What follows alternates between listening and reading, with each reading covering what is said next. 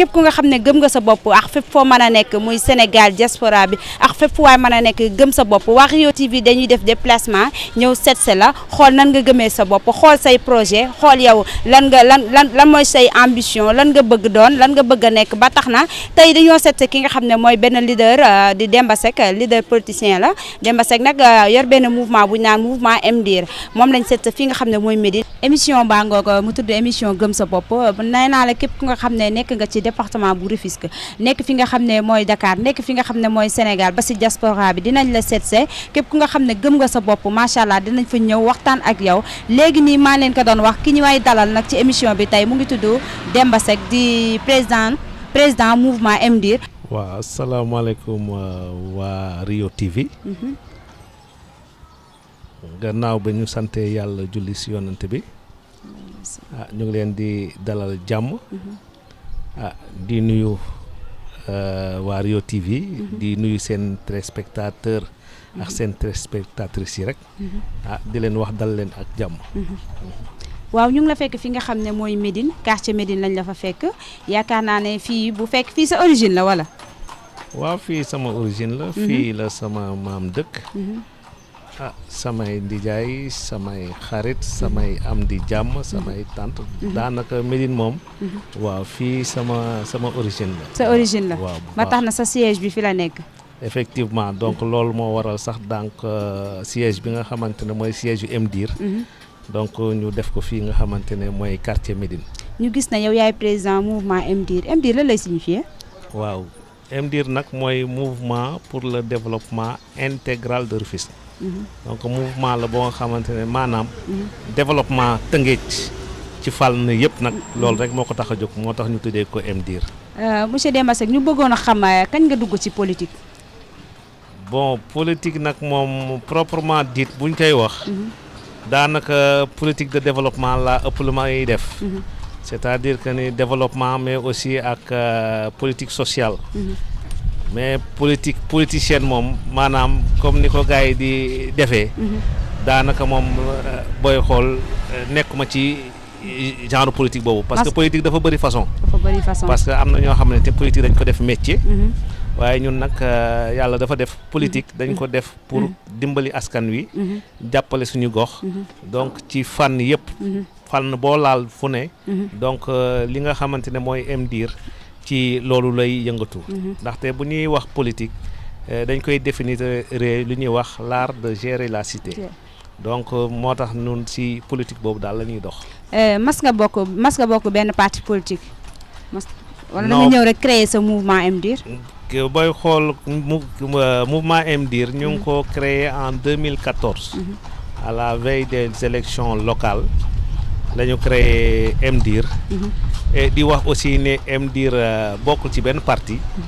affilié wuñu ak benn parti politique. kon depuis bi nga dooree ba léegi bokkoo benn parti. non bokkuñu benn parti affilié wuñu ci benn parti politique. nous sommes un mouvement citoyen et de développement. waaye nag du tere à chaque fois que ne élection am. donc dañ ci def li nga xamante ne mooy suñu warugar. mooy suñu warugar waaw. gisoon nañu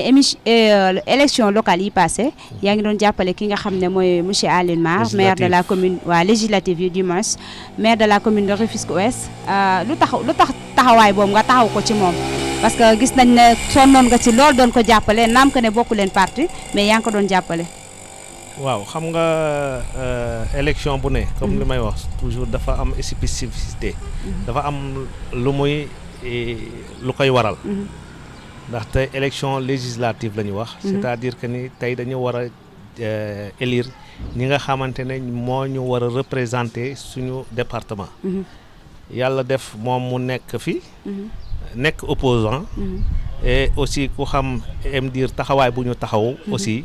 donc nous sommes pas avec le pouvoir donc yàlla def aussi nous avons des relations parce que man mi di wax a yow nii bi élection locale yi passé inchallah dañu tabb ñu nekk conseiller municipal et que nous entretenons d'excellents rapports aussi et bi ñu waree dem ci élection locale yi législative yi aussi mu ñëw seet seen ñu ak ñeneen ñoo xam te aussi ñëw nañ seet seen ñu waaye ba ñu waxtaanee ñoo xam ne maanaam tey comme que moi je suis de l'opposition et gisoon naa ne le meilleur candidat bi nga xamante ne ak meilleur profil bi nga xamante ne moo waroon a mën a daaneel ñi nga xamante ne mooy candidat parti au pouvoir bi c'était lui. Donc ñu toog waxtaan. ba ñu waxtaanee aussi ñu trouver consensus. Et si la ma jëlee def ma directeur de campagne am. Donc loolu moo taxoon tamit comme li ñuy wax généralement. c'est que du ñu dugg ci dara à demi-mesure bu ñuy dugg dañuy dugg ba jeex c'est-à-dire lépp luñ ci man muy suñu alal muy suñu doole muy suñu kantan lépp lu nga xamante ne daal mën nañ ko apporter pour ki nga xamante ne moom la ñuy àndal muy gagner. Et je pense que ni ñëpp teg nañ seen bët lépp luñ ci waroon a mën a def nañ ko waaye nag comme li ñuy wax yàlla mooy dogal. Mais aussi que yàlla dimbali nañu bu ñu génnee ci élection yi aussi. On était sorti deuxième. te bu ñuy wax élection législative yi. defe naa bu ñu xoolee ni opposition bi. donc moo gagné woon li nga xamante ni mooy bu ñu cumuler score yi. donc parti au pouvoir. gannaaw ba ñu jógee ci li nga xam ne mooy législative yi dañu ñëw si présidentielle yi parce que élection présidentielle yi nemmeeku nañ ne yaa ngi doon jàppale ki nga xam ne mooy Hadjibou Soumaré te buñ ne Hadjibou Soumaré mu ngi doon jàppale ki nga xam ne mooy Idrissa Seck ba tax na sonnoon nga ci lool aussi gis nañ la gis sa taxawaay yaakaar naa ne opposant yi yow lañ ci gënoon a ràññee fii nga xam ne mooy commune bu Ouest. lu waraloon jàppale woo ñi nga xam ne ñoo la gën a jege nga dem ba ci ki nga xam ne mooy Idrissa Seck. waaw xam nga comme da nga ko wax léegi. c'est que dafa am nu ñuy doxee nous au niveau de MTIR. maanaam élection bu manti jot ak bu manti am. balaa mu ñu cee dugg aussi. nous les membres de mouvement. dañuy toog ñu waxtaan ci. bi loolu amee aussi. il m'avait donné carte blanche. pour que ma mën a waxtaan ak képp koo xamante ne bëggoon nga ñu jàppale. ci kaw loolu aussi si la ñu mettre en relation avec Hadjibou. ñu dem waxtaan ak Hadjibou bi ñu waxtaanee Hadjibou aussi du dañu waxtaan ak moom rek jox ko suñu kàddu waaye ba ñu waxtaanee ak moom. dañ ne ko ñun de dañ ñu yebal. waaye nag bu yàlla defee danañ dem rendre compte ñi nga xamante ne mooy la base. bu ñu joxee seen aval ñu ànd ak yow mais aussi bu ñu joxul seen aval aussi du ñu ànd ak yow bi ñu ñëwee aussi ñu wax ko assemblée bi waa MDIR ñëpp à l'unanimité ñu ne kooku de profil bu baax la donc te comme li ñuy gëm ñun nous ne sommes pas dans aucun parti politique et te comme it moom it candidat indépendant la woon te bokkul woon ci benn langue politique donc raison pour laquelle donc ñu ànd ak Hadjibou bi ñu àndee ak Hadjibou aussi on a fait li nga xamante ne moom la ñu waroon def parce que période boobu dañuy wax ni période parrainage la ñu def suñuy parrainage aussi yóbbul ko waaye comme li ñuy wax rek ak ñi nga xamante ne mooy parti au pouvoir ndëgg sërëx yi nga xamante ne tegoon nañ ko ci parrainage bi finalement donc suñu parrainage ñu mujjee ko recalé ak parrainage yëpp donc bi loolu amee aussi il fallait pas que tamit ñu rester les bras croisés donc ci kaw loolu ñu toog waxtaan ba ñëw waxtaanee suñu biir ñu ne kat donc dañu nekk ci élection yoo xamante ne élection yu am importance la parce que lu mel ni présidentielle waruñu ko mën a boycotter donc ci kaw loolu ki nga xamante ne moom lañ doon jàppale muy Hadjibou Soumaré nous a demandé fekk laaj ñu suñu avis aussi au niveau de la DER muy démocratie et république te dont je suis membre des cadres donc bu ñu toogee waxtaan ñu ne ñu nañ jàppale Idrissa Seck ci kaw loolu nag ci la jàppale Idrissa Seck boobu amee ci nga xamante ne moom la Hadjibou waxoon ak la DER. noo gisee élection yooyu tàngoon na Tëngéej parce que nee naa la Tëngéej bëriwul woon ay opposants bu ñu fi nemmeekoo ne quelques opposants rek ñoo fi nekkoon yow moom tête de file nga woon fii macha allah parce que buñ ne Demba Seck ne ki nga xam ne mooy le docteur Abdourahmane Diouf ñooñu nemmeekuñ leen woon coalition Idy macha allah mais noo dundee kii bi défaite bi du défaite sax parce que yéen ay jàmbaar ngeen mais noo ko dundee. man damay wax ni ñu bu nekkee défaite ñoom xam nañ. ñun xam nañ. parce que ku xam élection yi xam na élection yu métti woon la. surtout ñun suñu côté ñun ñi nga xamante ne ñooy opposants yi. parce que quelqu'un l'a dit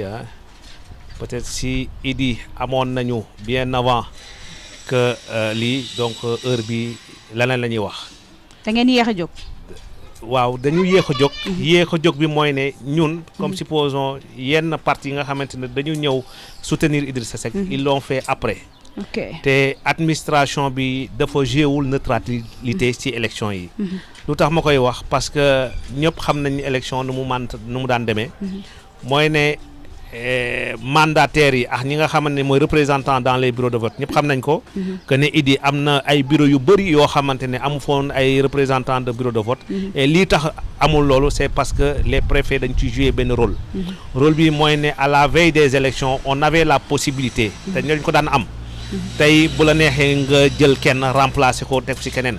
mais cette année ci dañu génne lu ñuy wax arrêté. c'est-à-dire benn feuille la benn liste boo xamante ne préfet bi. daf ko bind. boo demee ci bureau de vote ba. boo sa tour nekkulee yow mënoo représenté kooku nga xamante ne mooy candidat bi. donc loolu doon na li nga xamante ne maanaam dafa pénaliser ki nga xamante ne mooy candidature Idrissa Seck. parce que fii rek laay wax au niveau de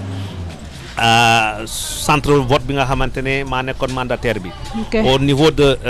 Ousseynou Diagne. sur les 8 bureaux de vote 2 représentants bureau de vote lañu moo fa nekkoon. donc ça veut dire que ne tey. amaana li ñu gën a tax Idrissa Seck gañewul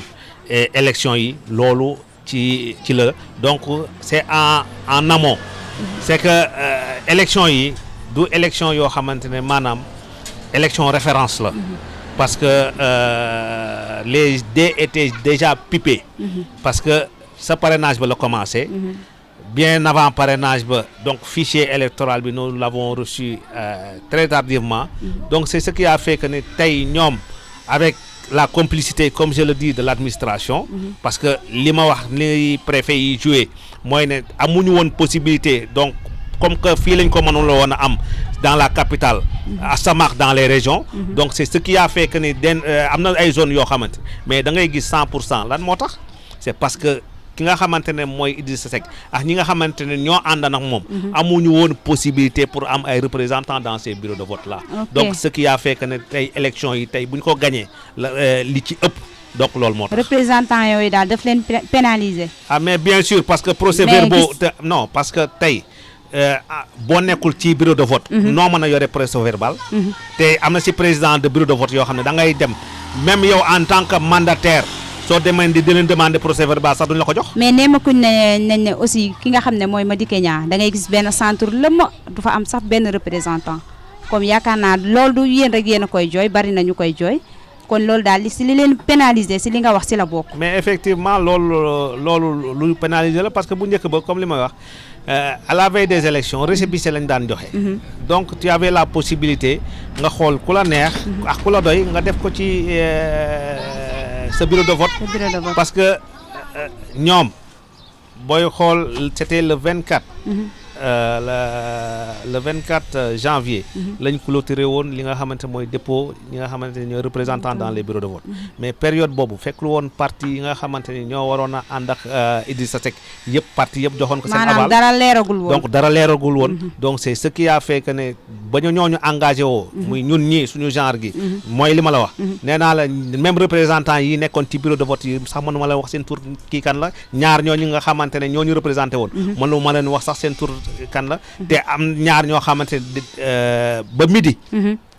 nekkul ñu woon seen bureau de vote parce que il fallait que ñu defoon ay recherche pour mën leen a gis donc loolu doon na lu nga xamante ni maanaam daf ñoo pénaliser trop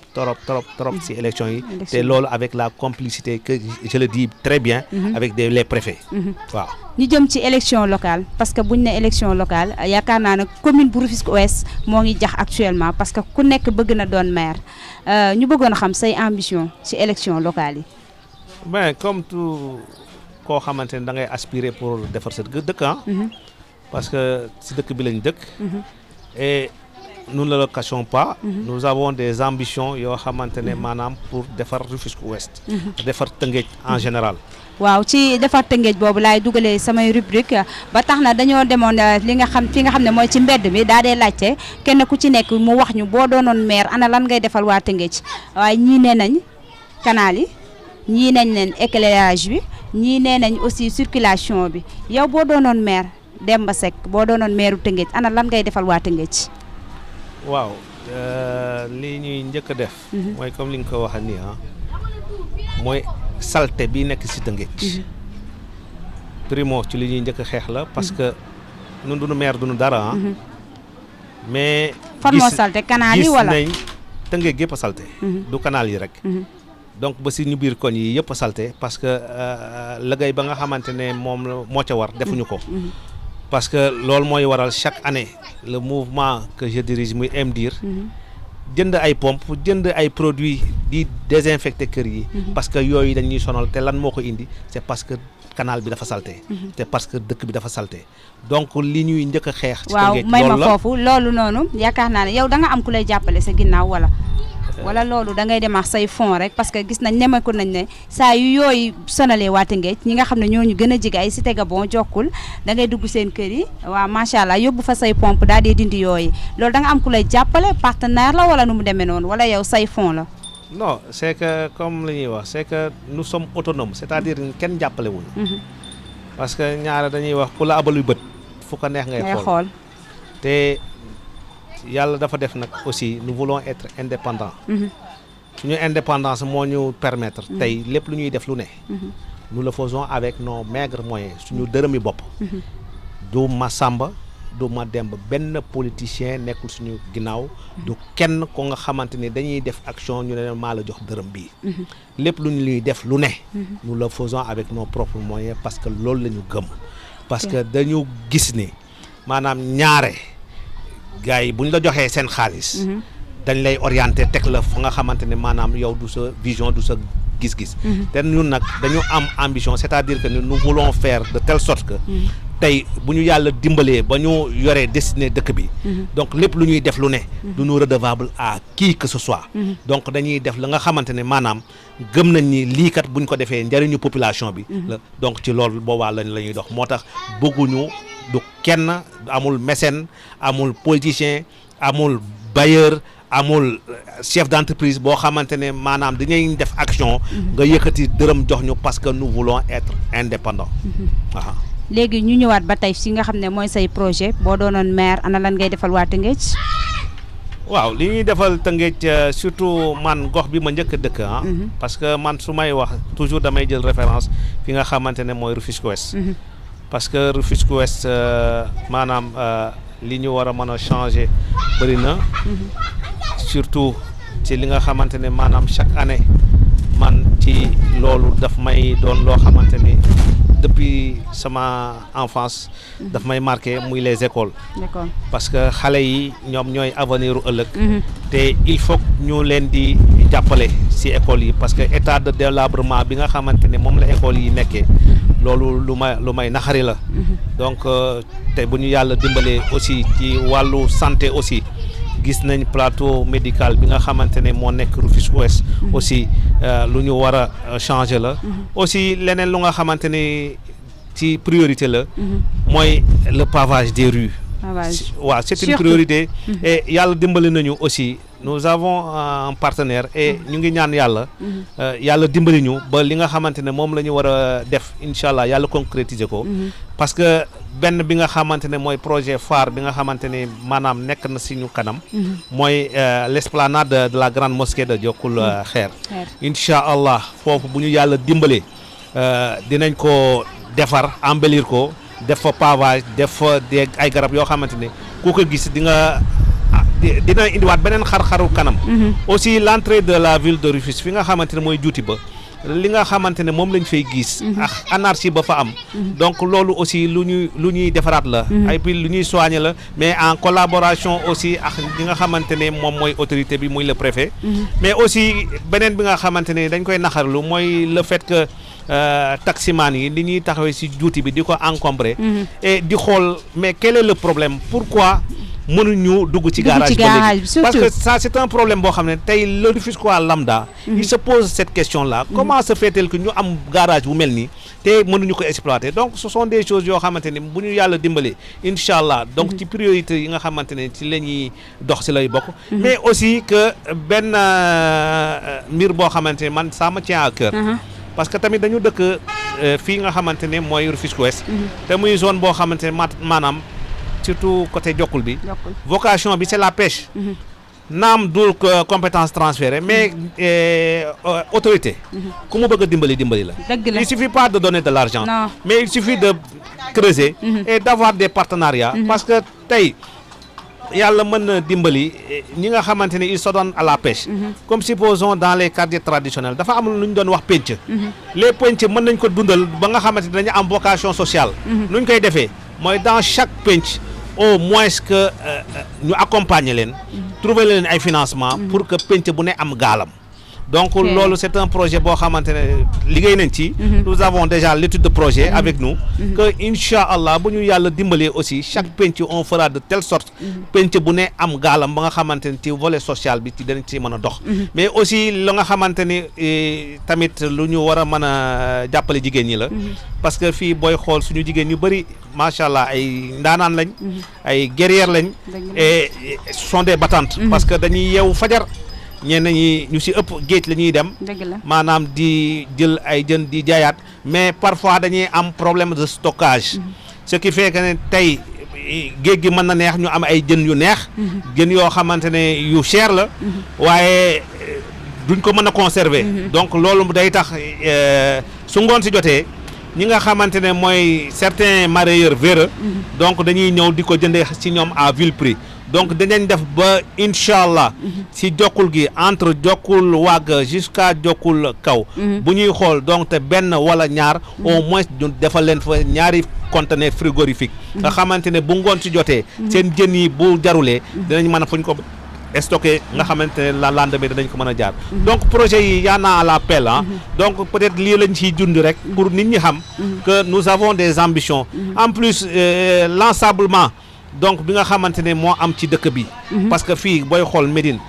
là c'est une route principale chaque année ñun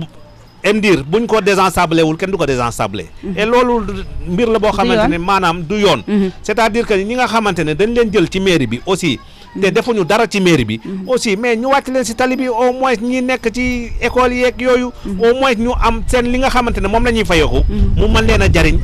seen njaboot mais nous avons senti que ni donc dans nos mairies là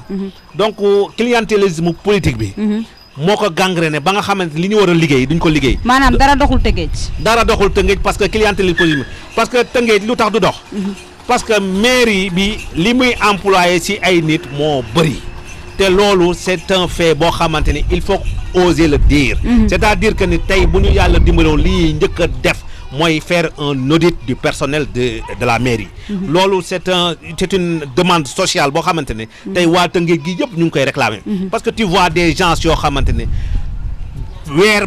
dee la ñuy dem ci mairie bi bu ñu demee c'est pour percevoir de l'argent mais l'argent boobu mais du xaalisu maire bi mairie bi moomu ko loolu dafay yàgg waaw mais loolu nag lu ñu war a dindi la te loolu pour dindi ko il faut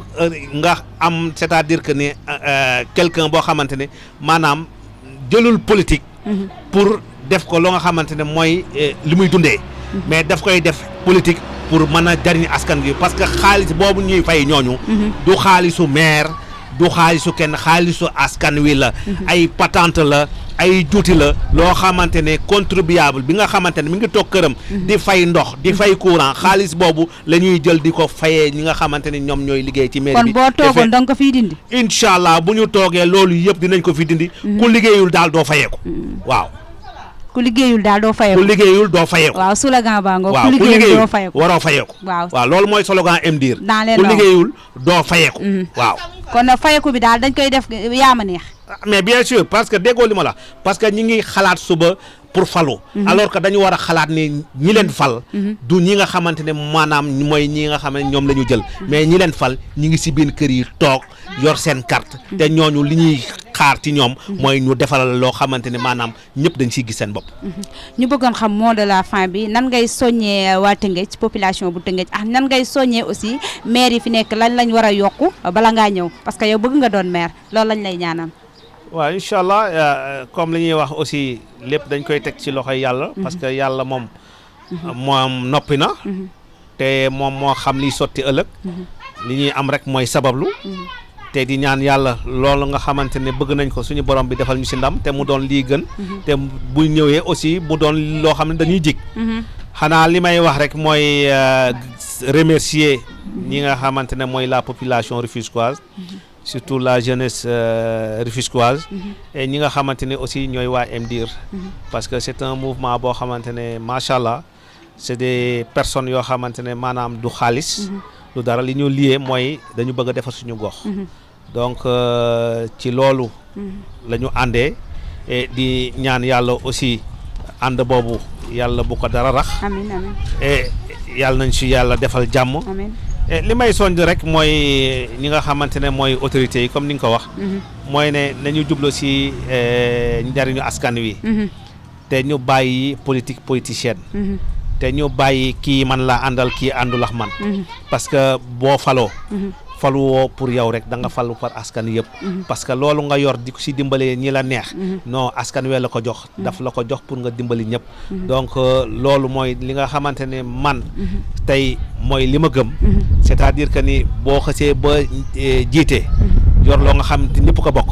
donc yow waratoo am xàjj ak seen lépp looy def lu ne da nga ci war a jiital njariñu askan wi donc loolu mooy li nga xamante ne moom laay ñaax ñi nga xamante ñoo ŋànk mairie yi te xam ne du liggéey bu yomb nag liggéey bu jafe la liggéey bu métti la waaye nag comme li ñuy wax à force ñu creuser aussi parce que am na loo xamante ne budget mairie rek aussi yaru ko il faut des partenariats donc il faut aller chercher des partenaires ñoo xamante ne dañuy ñëw pour nga jàpp ci loolu buñ ko defee incha allah donc suñu dëkk bi dinañ développé bu soobee yàlla incha allah ñu jaajëfal ko kooku mooy ki nga xam ne mooy président mouvement MDIR monsieur Demba Seck ñu jaajëfal ko bu baax a baax nee naa la émission bi li ko tax a jóg képp ki nga xam ne gëm nga sa bopp képp ki nga xam nga am nga ay projet si biir Tëngéej am nga ay projet si Dakar am nga ay projet si diaspora bi sax dinañ la seetse macha allah waxtaan ak yow taataan ak suñu micro nga wax li nga xam ne moom nga bëgg wax li nga xam ne moom nga fëskee ne defal sa waa gox wax li nga xam ne moom nga fëskee ne defal sa waa département wax li nga xam ne moom nga fëskee ne defal sa li nga xam ne mooy sa dëkk mooy sa pays macha allah ba tax na gëm sa bopp premier numéro baa ngi monsieur Demba Seck lañ ko tourneel ñu koy jaajëfal